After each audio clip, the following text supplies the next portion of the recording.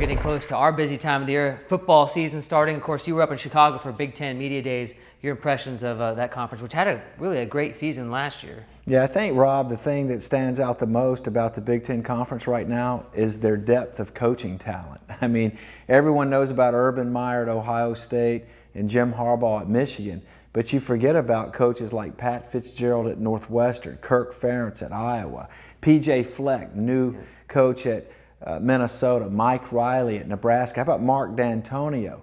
Michigan State, I haven't even mentioned the defending champion Penn State Nittany Lions led by James Franklin. So this is a league that is really well coached. Jeff Brom goes to Purdue from Western Kentucky.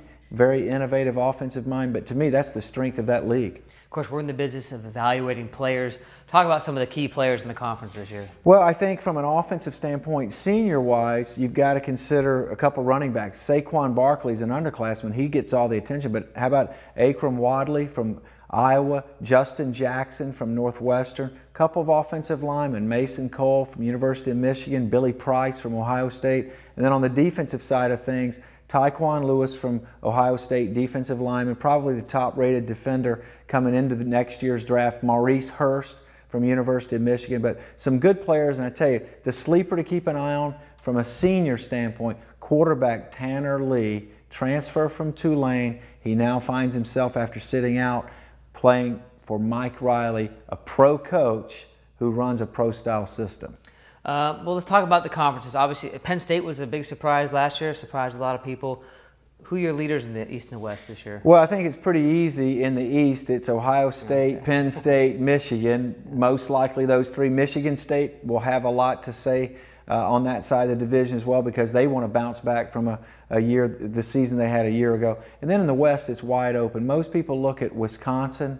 They've got Alex Hornibrook, the quarterback, returning, plus Troy Fumagalli, maybe one of the top tight ends in the country. But Wisconsin's probably the most balanced team going in to the year. A lot of good teams. I don't know that there's any great teams, so it's really wide open. Nebraska, Minnesota, Iowa, Northwestern, they're all going to be fighting for the Western crown this year. I was going to ask you that real quick. You kind of touched upon it. Is there a team, though, that can be a national championship contender? Ohio State, Michigan, always in the mix. Well, Ohio State had the youngest team in the country a year ago, and they forged their way to the playoff. This year they bring back J.T. Barrett, who will be going into his final year as the quarterback there. I think they're probably the odds-on favorite to come from that conference. But last year, Penn State beat them, and unfortunately for them, did not get the invitation into being one of those top 4 teams.